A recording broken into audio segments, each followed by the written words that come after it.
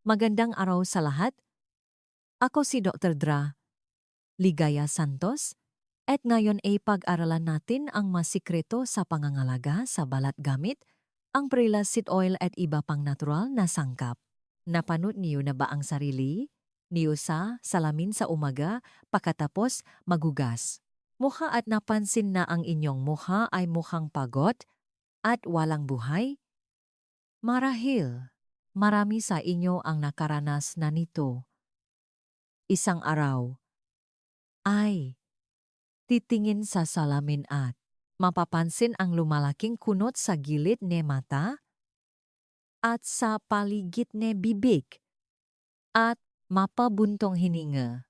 Mayroong isang paraan upang may balik ang malusok na skin, barrier at magkaroon ng makinis na balat sa mukha gamit lamang ang isang karaniwang sangkap sa kusina na nakakahalaga lamang ng ilang piso na hindi madalas ibinabahagi ngang maeksperto sa industriya. Hindi ito laser treatment at hindi rin ito mamahaling nourishing cream. Ito ay ang dalandan oil. Ang dalandan oil ay napakayaman sa omega-3 fatty acids at isang antioxidant na tinatawa na luteolin. Ang masangkap na ito ay bumubuo ang isang matibay na moisture barrière sa epidermis and tuyong bala and matatanda na pumipigil sa pagkawalan ng tubig. Mayroon din itong kamanghamanghang natural na kakayahang magpagaling na nagpapahinahon sa maliliit na iritasyon at tumutulong sa balat na muling maging sariwa. Kung gagamitin lamang ang dalandan oil, magiging maganda na ang balat, ngunit kung hahaluan mo itong isang tamang sangkap, ang balat ay mahbabaho ng kapansin-pansin. Bilang isang Ligaya Santos, matagal ko nang pinaaralan ang kalusugan nga balat ng mamatatanda. At inirekomenda ko ang nga natural na paraan ng papagaling na papahintulo sa inyong tumanda ng may ganda sa bahay ng hindi gumagasta ng malaking halaga. Ngayon, ilalabas ko ang lahat ng apat na sikreto ngang paghahalo ngang dalandan oil at ang karaniwang sangkap na ito sa bahay na magbibigay ng sinergy sa elasticity ng balat. Kung mayroon kayong nalulungkot sa bawat pagtingin sa salamin dahil sa dumaraming kunot, mangyaring mag-iwan ng numero 1 sa komento. Ituturing ko itong senyales na sisimulan niyo ang natural na papagaling kasama ko. Isipin niyo ito. Paano kung malaman ng lahat ng nasa edad na babae at lalaki na may babalik nila ang kanilang skin barrier at magpapaganda ng kanilang magaspang na mukha gamit lamang ang isang kutsarang karaniwang dalandan oil sa bahay? Ang mamalalaking kumpanya ng kosmetiko na nakbebenta nga mahaling nourishing cream ay tiyak na makdaranas ng malaking pakalugi. Iyan ang tunay na dahilan kung bakit hindi aktibong ibinabahagi sa telebisyon o sa mainstream media ang natural na sikretong ito.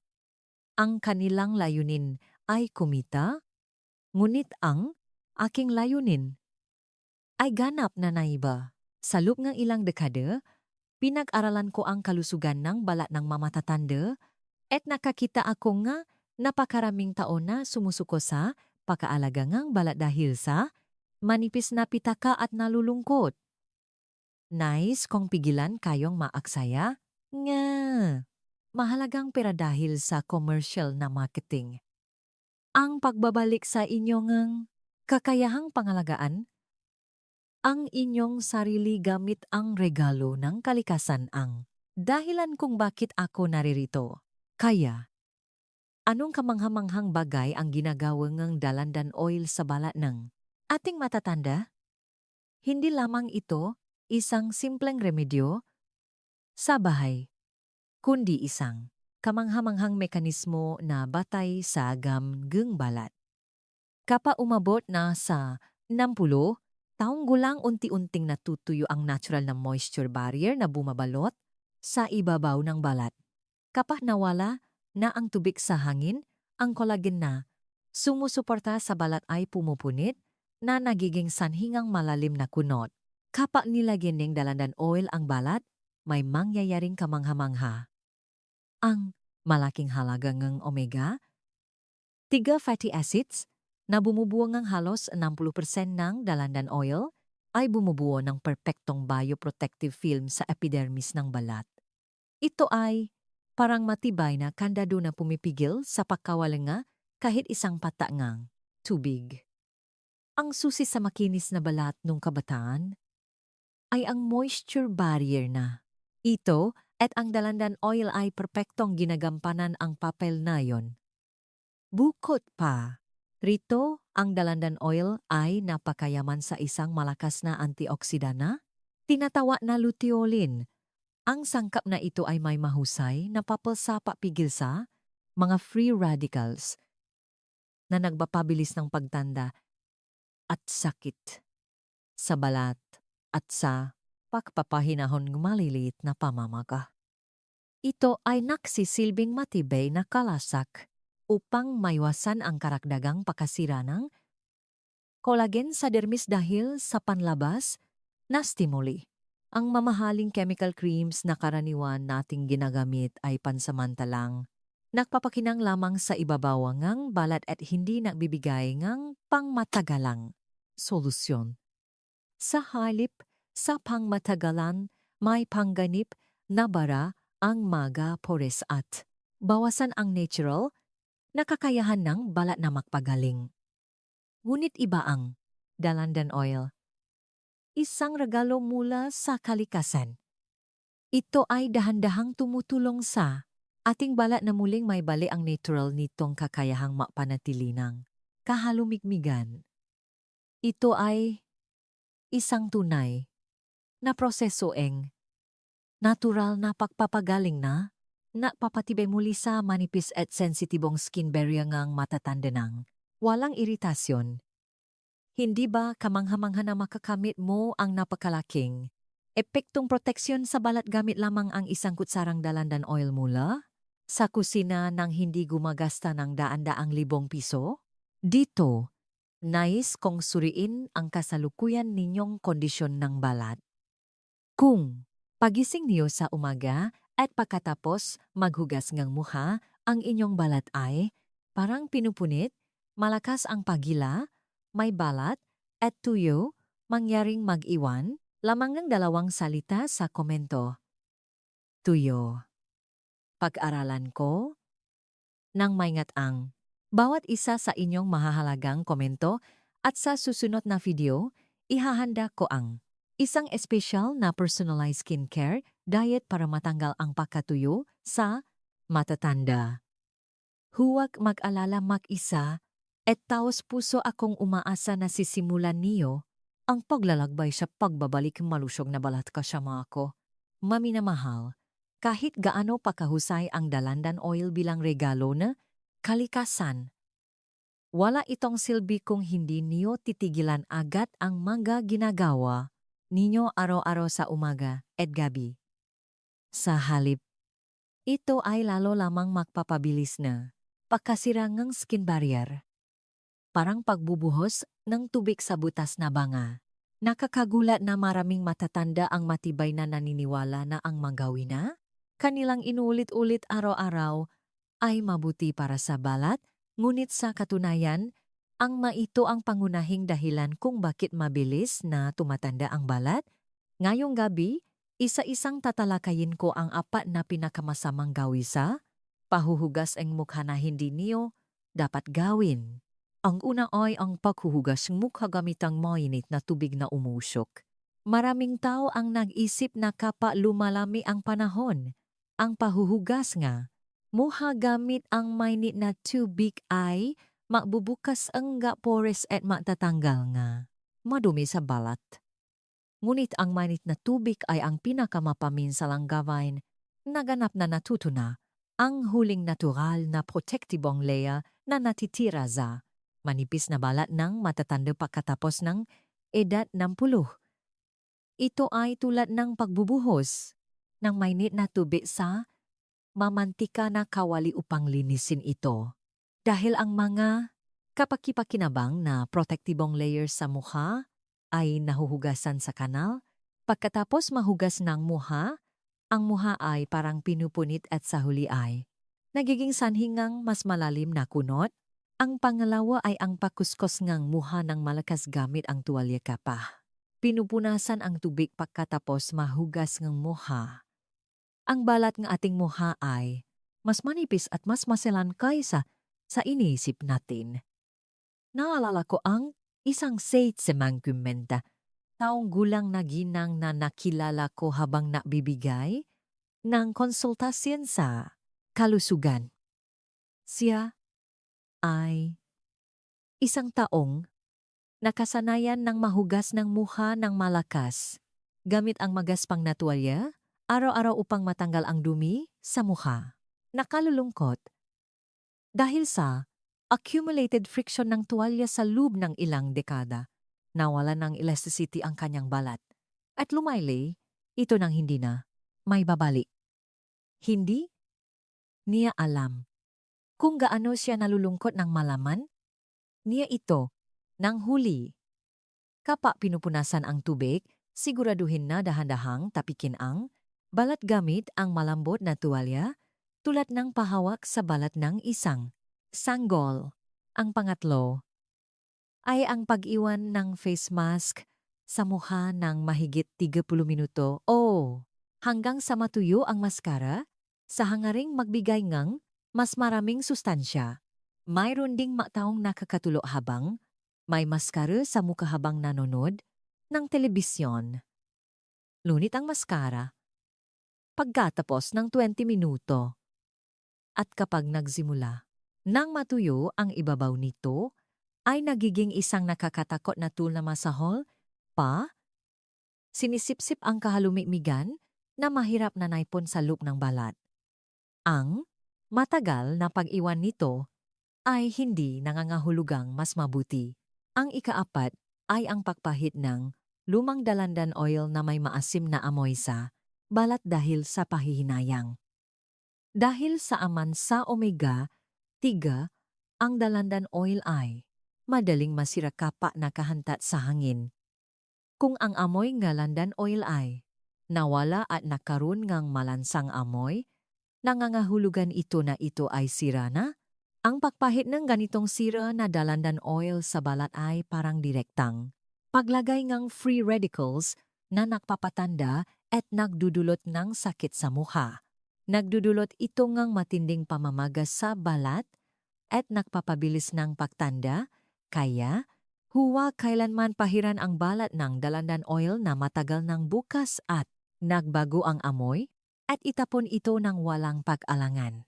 Kung mayroon sa inyo na nakagawa ng kahit isa sa 4 na nakamamatay na gawin na aking nabanggit, mangyaring mag-iwan lamang ng 2 salita sa komento sa ibabang ang video. Ihinto. Ang pagsusulat ng salitang ito ay isang matibay na pangako sa inyong sarili na hindi na niyo ulitin ang masasamang gawin na ito simula ngayong gabi. At ito ay magiging isang napakabuti at mainit na gawain na magpapaalala sa ibang kaibigan na nasa parehong edad na huwag sirain ang kanilang mahalagang balat. Kayong lahat na nagbigay ng matibay na pangako sa komento na ihinto, napakagaling ninyo. Kaya, bakit nakakapaminsalan ng ganun ang mga simpleng gawin na ito sa ating mahalagang balat? Ipaliwanag ko ng madali ang pangunahing dahilan mula sa pananaw ang agham ng balat. Kailangan ninyong maunawaan ng tama ang prinsipyong ito upang mapangalagaan ang inyong malusok na balat ng hindi natitinangang anumang tukso sa hinaharap. Una, alamin natin ng mas detalyado ang nakamamatay na epekto ng pahuhugas ng mukha gamit ang mainit na tubig sa balat. Sa pinakalabas na bahagi ng ating balat ay may napakanipis at transparent na natural oil film na tinatawag na sebum film. Ang sebong film na ito ay nagsisilbing unang linya ng depensa, pinoprotektahan ang balat mula sa panlabas na bakterya o nakakapinsalang sangkap at pinipigilan ang paglabas ng tubig mula sa balat patungo sa hangin. Ngunit, anong mangyayari kung bubuhusan natin ang mukha ng mainit na tubig na umuusok? Kapag nahuhugas ng mukha, siguradong nakita niyo na kapag nililinis ang puting, matigas na taba pagkatapos kumain ng ihaw na liempo kasama ang pamilya, matutunaw agad ang taba kapa, binuhusan ng mainit na tubig. Ganito rin ang nangyayari sa sebong film ng ating mukha. Ang mainit na tubig ay ganap na, natutunaw ang neutral na sebum, film na manipis na pagkatapos na edad 60 at inilalabas ito sa kanal. Kapag bata pa sa edad 20, kahit mahugasan, ang sebum film muling nabubuo ito sa loob lamang ng ilang oras, ngunit sa edad 60 at 70, hindi na ito bumabalik sa dati kahit ilang araw na ang lumipas. Ang balat na walang kalasag ay dumaranas ang matinding pagkatuyo at sa huli ay nagiging sanhingang malalim na kunot. Ang paghuhugas ng mukha ay dapat gawin gamit ang maligamgam o bahagyang malamig na tubig upang mapangalagaan ang skin, barya. Susunod, ang gawingang pakuskos ng mukha ng malakas gamit ang tuwalya. Ang balat ng matatanda ay mayroon ng konting elastic fibers tulad ng collagen at elastin, kaya madali itong lumalalaw kahit sa napakalit na pisikal na stimuli. Ito ay tulad ng pakpahit ng lumang, manipis na silk na tela gamit ang magaspang na papel de liha. Hindi ito nakikita agad. Ngunit kapag ang pakuskos ng tuwalya sa mukha araw-araw sa umaga at gabi ay naipon sa loob ng ilang dekada, ang tisyong balat ay dahan-dahang napupunit at lumalaylay. Ang tamang paraan upang tanggalin ang tubig ay dahan-dahang ilagay ang malambot na tuwalya sa mukha at tapikin ito ng bahagya upang masipsip lamang ang tubig. Pangatlo, ipapaliwanag ko ang tungkol sa nakakatakot na fenomenon ng osmosis kung bakit nakakalazon ang matagal na paggamit ni face mask. Maraming tao ang nag-iwan ng maskara sa mukha hanggang sa ganap na matuyo ito sa hangaring magbigay ng mas maraming sustansya sa balat. Ngunit ito ay isang napakapanganib na pagkakamali. Isipin ang fenomenon kung saan ang tuyong espongha ay malakas na sumisipsip ng tubig sa paligid. Kapag ang maskara ay inilagay sa muka at lumipas ang 15 hanggang 20 minuto, ang ibabaw ng maskara ay unti-unting nagsisimulang matuyo.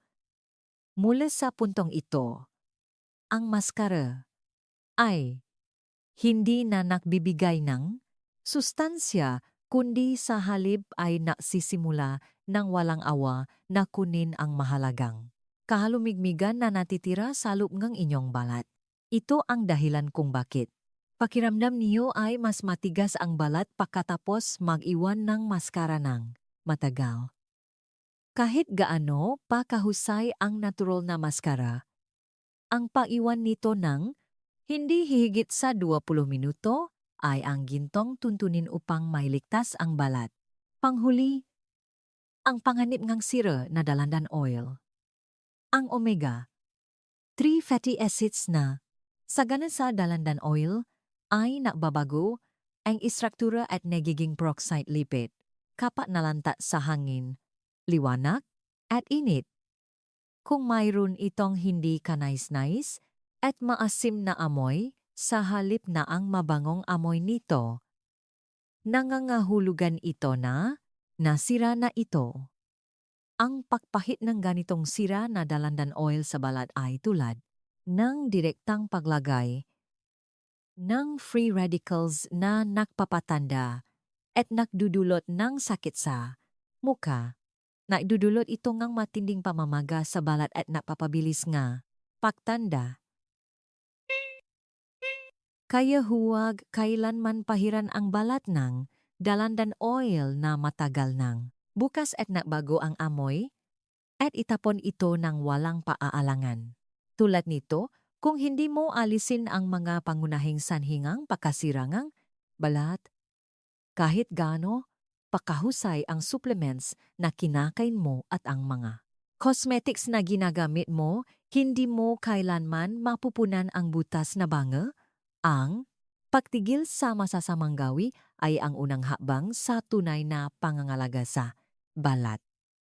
Ngayong naunawaan mo na ang mapanirang prinsipyong ito, oras na upang alamin ng detalyado ang mga kamanghamanghang natural na pamamaraan na paghahalo ng dalandan oil na magpapabuhay muli sa tuyong balat upang maging basa at malambot. Ngayong ganap mo nang naihinto ang mga pangunahing masasamang gawi na sumisira sa balat, oras na upang alamin ng napakadetalyado ang apat na kamanghamanghang natural na pamamaraan ng paghahalo ng dalandan oil na magpapabuhay muli sa tuyong balat upang maging basa at malambot. Hindi mo kailangan gumastangang daan-daang libong piso sa mamahaling tindahan ng kosmetiko. Ang iyong kusina ay mayroon ng lahat ng mahusay na natural na sangkap upang buhayin ang iyong balat. Ang pamamaraan na aking ibabahagi ngayon ay hindi lamang kemikal na solusyon na napapakinang sa labas, kundi isang tunay na proseso ang natural na papapagaling na napapatibay sa likas na kapangyarihan ng balat. Ang unang ginintuang kombinasyon na ipapakilala ko ay ang dalandan oil at pulot. Ang kombinasyong ito ang pinakamalakas na pangunahing solusyon na aking inirekomenda sa mga taong ang balat ay lalong tuyo at walang buhay na nagdudulot ng malalim na buntong hininga sa bawat pagtingin sa salamin sa umaga at sa mga taong nadurusa dahil sa pakiramdam ng pagiladulot ng matinding pakatuyong nga mukha. Bakit kailangan nating haluan ngang pulot ang dalandan oil? Ang pulot ay ang pinakamahusay na natural na moisturizer na ginagamit ng sangkatauhan sa napakatagal ng panahon. Ang pulot ay may napakalakas na kakayahan na malakas na hilahin ang maliliit na particle ngang tubig na lumulutang sa hangin papasok sa balat at hawakan itong mahigpit upang hindi ito makalabas. Tulad ng nabanggit ko kanina, ang omega-3 na sangkap ngang dalandan oil ay lumilikha ngang isang matibay na bioprotective film sa ibabaw ng balat at ang pulot ay pumupuno sa pagkatuyo sa malalim na bahagi ng balat, kaya ito ay isang perpektong pagsasama ngang kalasak at espada. Napakadali rin ngang paraan ngang paggawa. Gamit ang kutsara na karaniwan nating ginagamit sa pagkain, ilagay ang isang kutsarang dalandan oil sa isang maliit na mangkok at magdagdag ng kalahating kutsarang pulot, pagkatapos ay haluin ng mabuti. Ang mahalagang paalala dito ay kung masyadong marami ang pulot, ang maskara ay magiging masyadong malakit at napakahirap ipahit sa mukha, kaya siguraduhin na maglagay ng kaunting pulot kaysa sa dalandan oil. Pagkatapos mahugas ang mukha ng malinis gamit ang maligamgam na tubig at dahan-dahang punasan ang tubig, dahan-dahang ipahit ang halo na ito sa mukha at pagkatapos maghintay ng comfortable sa loob-in 15 hanggang 20 minuto banlawan ng bahagi gamit ang maligamgam na tubig at tapos na ang lahat ng proseso. Nais kong ibahagi sa inyo ang kwento ni Ginang Kim, 68 taong gulang, na nakilala ko sa isang health lecture. Mula pagkabata, abala si Ginang Kim sa pagtatrabaho, sa bukid at pagsuporta sa kanyang pamilya. Kaya wala siyang oras para pagandahin ang kanyang sarili. Pagkatapos ay dumalo siya sa isang reunion ng kanyang kaklase sa high school. At sinabihan siyang nga kaibigan na matagal na niyang hindi nakikita, bakit ganyan ang mukha mo? Wala kang buhay. Pagkatapos marinig ang mga salitang iyon, umuwi si Ginang Kim at tumingin sa salamin at labis siyang nagulat sa kanyang matandang hitsura at umiyak ng gabing iyon. Sinabi niya sa akin, simula nun, hindi na siya lumalabas. Kaya, taos puso kong inirekomenda sa kanya ang Dalandan Oil at Pulot Mask na ito. Sinabi ko sa kanya na subukan niya ito ng 3 beses sa isang linggo sa loob ng 1 buwan. Nang bumalik siya sa akin pagkatapos ang 1 buwan, labis, akong nagulat at hindi makapaniwala sa aking mga mata. Ang kanyang mapuro na balat ay naging makinis at may banayat na kinang na nakmumula sa loob ng kanyang balat. Napakaganda nga kanyang hitsura habang ngumingiti siya ng nahihiya. Sinabi niya na pinuri siya ang kanyang asawa. Ano ang ginawa mo sa iyong mukha? Ang kinang mo. Ang pangalawang ginintuang kombinasyon ay ang pagsasama ng Dalandan Oil, rice, flour, at pulot. Ang pamamaraang ito ay isang mahusay na pagpipilian para sa taong naalala tungkol sa kanilang mapurol at magaspang na tonong balat. Narinig na ninyo siguro ang matalinong payo ang ating mga ina at lola nuna kapag nagluto sila na kanin. Hindi nila itinatapon ang pinagbanlawan na bigas, kundi inipon ito at hinakamay sa pahuha sa muka upang making maputi at makinis ang balat. Hindi lamang ito isang pakiramdam kundi mayroon itong napakaagam na batayan. Ang bigas ay napakayaman sa bitamina B na tumutulong sa normal na metabolismo energy, matandang gibalat, at engi malilit at pinunabutsiw energy, rice flour ay dahan-dahang nag-ayos ng makapal na layer ng patay na balat sa ibabaw.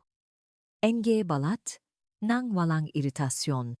Ang paraan ng paggawa ay ihalo ang 1 kutsarang Dalandan Oil, kalahating kutsarang pinong rice flour, at kalahating kutsarang pulot upang maging makapal na parang batter ng hotcake. Huwag kailanman ikuskos ang mukha gamit ang iyong magadalire. Maaari itong magbigay ne matinding iritasyon sa manipis na balat. Ne matatanda. Ilagay lamang ito ng makapal sa mukha at pagkatapos ng 15 minuto, banlawan ng dahan-dahan ng hindi kinukuskos. Isang 65 taong gulang na ginang na nakdusa sa mapurol na tono na balat dahil sa panghabang buhay na panlabas na gawain ay labis na natuwa at hinawakan ang aking mga kamay, sinabing ang kanyang balat ay naging kapansin-pansing mas makinis pagkatapos gamitin ang natural na rice flour mask na ito. Ang pangatlong ginintuang kombinasyon ay isang malakas na solusyon na may mataas na sustansya para sa taong naalala tungkol sa malalim na kunot dahil sa pagkawala na elasticity ng mukha. Ito ay ang pagsasama na Dalandan Oil at pula ng itlog. Kung sa tingin mo ay humihina ang iyong balat at bumababa ang mukha habang tumatanda, ito ang tamang solusyon. Ang pula ng itlog ay naglalaman na kamanghamanghang sangkap na tinatawag na lecithin. Ang sangkap na lecithin na ito ay nahahatid ng protina at sustansya sa malalim na bahagi ng balat at naksisilbang haligi na tumutulong sa balat na mulang humalang. Basahin ang sariwang itlog, pahiwalayin ang pulangang itlog, ilagay sa isang maliit na mangkok at magdagdag ng 1 kutsarang Dalandan Oil. Pagkatapos ay haluin gamit ang kutsara upang maging malambot na texture na parang high quality nourishing cream. Ang mahalagang bahagi ng maskara na ito ay ang pagpahit nito nang sagana hanggang salig kung saan unang lumilitaw ang mga palatandaan ng pagtanda. Inirekomenda ko ang maskara na ito sa isang 77 taong gulang na ginang na nagkaroon ne komplikasyon dahil sa makunot sa leg bago ang kasal ne kanyang apo. Pagkatapos ng 2 buwan, dumalo ang ginang sa kasal na may eleganteng hitsura na walang scarf at nakatanggap ng maraming papuri mula sa kanyang mga kamag-anak. Gayunpaman, dahil maaring manatili ang natatanging amoy ng pulangang itlog, inirekomenda na gawin ito sa gabi at mahalaga na hugasan ng maingat upang walang matirang dumi. Ang huling ikapat ay ang kombinasyon nege dalandan oil at green tea powder para sa mga taong ang balat ay manipis, madaling mamula sa sikat ng araw at nangangailangan ng pagpapahinahon. Inirekomenda ito sa mga taong may sensitibong balat na nakakaroon ng reaksyon kahit sa isang maling kosmetiko. Ang green tea powder ay naglalaman ng mahusay na sangkap na katikin. Ang katikin na ito ay may malakas na antioxidant na epekto. Mabilis na nagpapababa nga init na namumulang balat. At pinakamahusay na epektibo sa pagpapahinahon, maliliit na pamamaga. Pahaluin ang 1 kutsarang dalandan oil at kalahating kutsarang green tea, powder e dahan-dahang ipahit sa balat, at mararamdaman mo na ang iyong balat ay kumalma sa susunod na umaga. Dahil ang green tea powder ay sumisipsip na mantika, ang mataong hindi gusto ang lakid ay maaari ring gamitin ito ng sariwa. Isang 68 taong gulang na ginang na gustong magtanim sa bukit ngunit laking namumula ang muka at nakdurusa ay naksabing hindi na siya natatakot sa sikat ng araw pagkatapos gamitin ang green tea mask na ito. Iyan ang lahat ng 4 na natural na pamamaraan na aking ipinaliwanag ng detalyado. Hindi mo kailangang gawin ang lahat ng 4 na pamamaraan na aking ibinahagi ngayon. Ang mahalaga ay pumili lamang ng isa na pinakagusto ng iyong balat at simulan itong gawin ngayong gabi. Kung mayroon kang gustong gawin na maskara, mangyaring iwanan ang iyong desisyon sa comment section sa ibaba ng video. Kung gusto mo ng moisture-rich honey mask, isulat ang numero 1. Kung gusto mo guys, flower mask na magpapaputi ng tono ang balat, isulat ang numero 2. Kung gusto mong yok mask na magbibigay ng sapat na sustansya, isulat ang numero 3. Kung gusto mong green tea mask na magpapahinahon ng sensitibong balat, isulat ang numero 4. Babasahin ko ng maingat ang mga numerong ibibigay niyo at gagamitin ko ito bilang mahalagang impormasyon sa paggawa ng susunod na video. Mga minamahal, kung patuloy ninyong gagawin ang maskara sa pamamagitan nga paggawa ng bawat isa sa mga mahahalagang desisyon na inyong iniwan sa komento, tiyak na makbibigay na positibong pakbabaho ang inyong balat. Inuhunit mayroong isang napakahalagang katotohanan na hindi ninyo dapat kalimutan dito. Gaano man kahusay ang neutral na maskara na maingat na ipinapahit sa ibabaw ng mukha, hindi kailanman magtatagal ang kamang-kamanghang epekto nito kung hindi malusog ang ating look ng katawan. Ang balat ng ating mga matatanda ay parang isang transparent na salamin na napapakita ng pangkalahatang kalusugan ng ating loob ng katawan. Kung bulok ang ugat ng puno at tuyo ang loop nito, hindi makakaroon ng tunay na buhay kahit pahiran mo ngang mantika ang labas ng puno.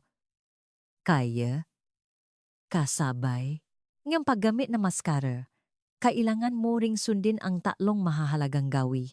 sa pamumuhay na magsisilbing matibay na kalyado ne balat. Ang una ay ang pinakapangunahing at pinakamadalas na hindi nasusunod na gawisa. Pang-araw-araw na buhay, ang painom ngang maligamgam na tubig, ang 70% ng ating katawan ay binubuang tubig at ganito rin ang mga selula ng balat. Habang tumatanda, ang sensory cells sa utak na nakakaramdam ng uhaw ay nagiging mapuro kaya hindi tayo nakakaramdam ng uhaw kahit kulang ang tubig sa katawan. Kailangan nating sadyang uminom ng sapat na 8 baso ng tubig sa isang araw upang makaroon ng tunay na hydration mula sa loob ng katawan. Huwag uminom ng maramihan kapag nauhaw. Sa halip, uminom ng 1 baso sa umaga habang walang laman ang tiyan at 1 baso bago at pagkatapos kumain at unti-anting uminom nga kaunti sa bawat pagkakataon. Ito ang susi sa pag-absorb ng tubig. Ang malami na tubig ay nabibigay ng malaking pasanin sa tiyan at humahadlang sa sirkulasyon ng dugo. Kaya siguraduhin na uminom ng maligamgam na tubig na halos kapareho ng temperatura ng katawan upang ang tubig ay ganap na makarating sa kapilari ng balat. Ang pangalawa ay ang sapat at malalim na pagtulog na may mataas na kalidad. Pinapagaling ng eting balat ang sarili nito at muling binubuo ang nasirang selula sa araw habang tayo ay natutulog ng mahimbing sa gabi. Kung kulang ang tulog, ganap na humihinto ang proseso ang pagbabago at kahit gaano pa kamahal at kahusay ang Dalandan oil mask na ginagamit mo. Ang balat ay magiging mapurol at walang buhay sa susunod na araw. Bagaman nababawasan ang tulo habang tumatanda, kailangan mo pa ring subukan na matulog ng 7 hanggang 8 oras sa isang araw. Kung hindi ka makatulog ng maayos, subukan ang pagligo sa paggamit ang mainit na tubig bago matulog o uminom ng kalahating baso ng mainit na gatas na makakatulong upang maging relax at makatulog ng mahimbing. Ang pangatlo ay ang direktang pakonsumo ng mga pagkaing mayaman sa omega-3 sa iyong dieta. Ang pagpahit ng Dalandan oil sa labas ng balat ay mabuti para sa pagpapanumbalik ng skin barrier, ngunit mas mabuti kung kakainin mo ito sa iyong pagkain. Maglagay ang 1 kutsara nito sa iyong pinatuyong gulay o budburan ng bahagya sa mainit na kanin at kainin kasama ang toyo. Ito ay magiging isang mahusay na sangkap para sa pagpapalakas ng skin barrier. Bukod pa rito, kung patuloy kang kakain ng mga isdang may asul na likod tulad ng mackerel, Pacific, sauri, at Spanish mackerel 2 o 3 beses sa isang linggo, tiyak na mararamdaman mo na ang iyong dugo ay nagiging malinis at ang iyong balat ay nagiging malinaw at makinis mula sa loob.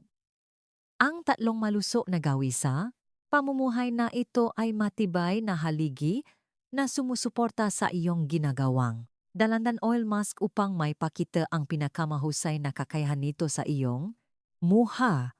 Mangyaring tandaan na ang tunay na natural na papapagaling ay makukumpleto lamang kapag maingat mong inaalagaan ang labas at loob ng sabay. Marami na tayong napag-usapan hanggang ngayon mula sa mga nakamamatay na gawi na sumisira sa balat hanggang sa 4 na natural na pamamaraan ng paghahalo gamit ang Dalandan oil at 3 gawi sa pamumuhay na nagpapalusok mula sa loop.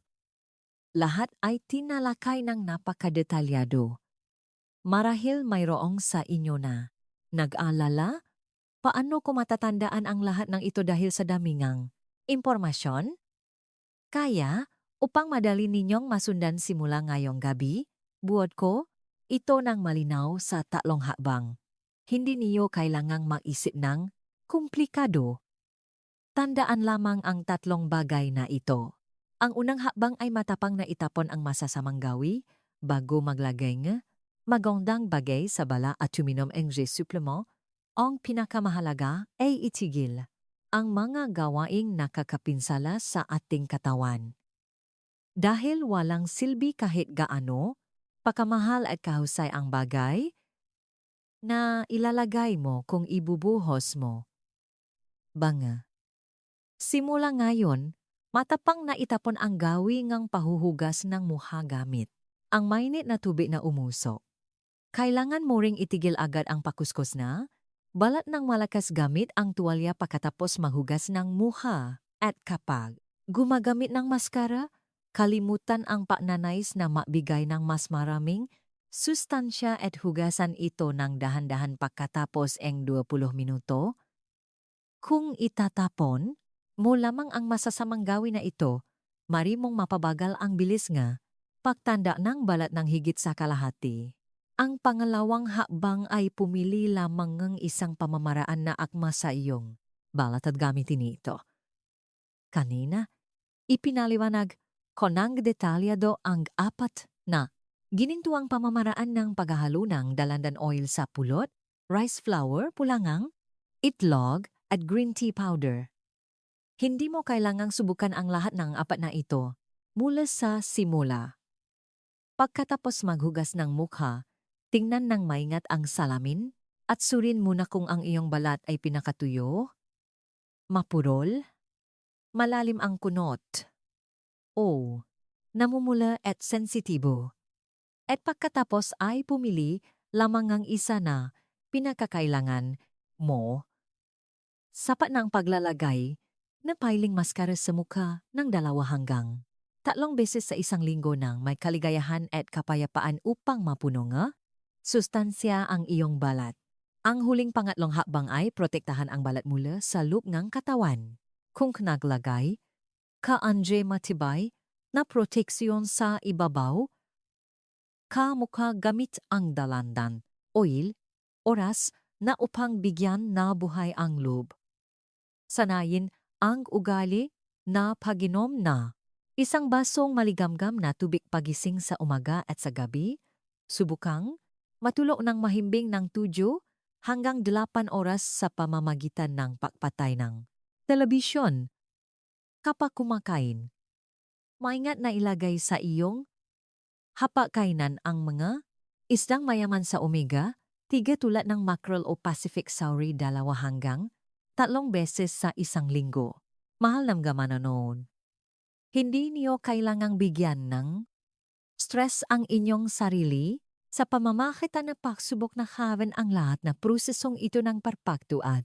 Walang pagkakamali mula sa simula. Kung susubukan mong baguhin ang lahat ng nakasanayang gawi sa isang araw, madali kang mapapagod at susuko pagkatapos ni ilang araw. Ngayong gabi, subukang baguhin lamang ang temperatura ang tubig sa pahuhugas ngang muka upang maging maligamgam at sa darating na weekend, gumawa lamang ng isang dalandan oil mask nang walang pagmamadali. Sa ganong paraan, magsimula ka lamang sa isang napakaliit na bagay nang walang peaalinlangan. Ang bawat maliit at simpleng simula na iyon ay magdadala ng kamangha-mangha at positibong pagbabago na magpapangiti sa iyo ng malaki. Pagkatapos ang isang linggo o isang buwan, may isang nakakalungkot na bagay na madalas kong naririnig mula sa maraming matatanda na aking nakakausap. Nabubuntong hininga sila ng mapait, sinasabing, sa edad na ito, ano pa ang pag-alaga sa balat na may kunot? Isa lamang itong luho para sa makabataan. Ngunit hindi ko kailanman iniisip iyon. Ang pag-alaga sa balat sa pagtanda ay hindi kailanman isang simpleng gawain upang magmukhang mas bata sa iba. Ito ay isang napakahalagang oras upang maingat, na alagaan ang ating sarili, na tahimik na naksakripisyo ngang lahat para sa ating maanak at pamilya sa buong buhay natin. Ang pahaplos ng dahan-dahan sa eting magaspang na mukha sa loob ng 15 minuto araw-araw ay ang pinakadakilang regalo na ibinibigay natin sa ating sarili. Ngayong gabi, tumingin ng maingat sa iyong mga mata, sa salamin at aliwin ang iyong sarili ng may pagmamahal. Sinasabing, ang galing mo ngayon. Kung magpapasya kang makaroon ng oras ng pagpapakaling upang lubos na mahalin at pangalakan ang iyong sarili sa loop. Ng 15 minuto, araw-araw simula ngayon, mangyaring isulat lamang ang salitang pangako sa komento sa ibabang video. Gayunpaman, kung ang iyong balat ay partikular na sensitibo, hinihiling ko sa iyo na sundin ang ligtas na ukalin na pagsubok sa reaksyon na balat sa pamamagitan ng papahit ng kaunti sa loob ng iyong pulso bago ipahid ang maskara sa iyong mukha. Kung nakatulong ang video, mangyaring ibahagi ito sa iyong mga mahal sa buhay at mag-subscribe at I-like. Laging nating ipinagdarasal ang isang malusog at magandang pagtanda.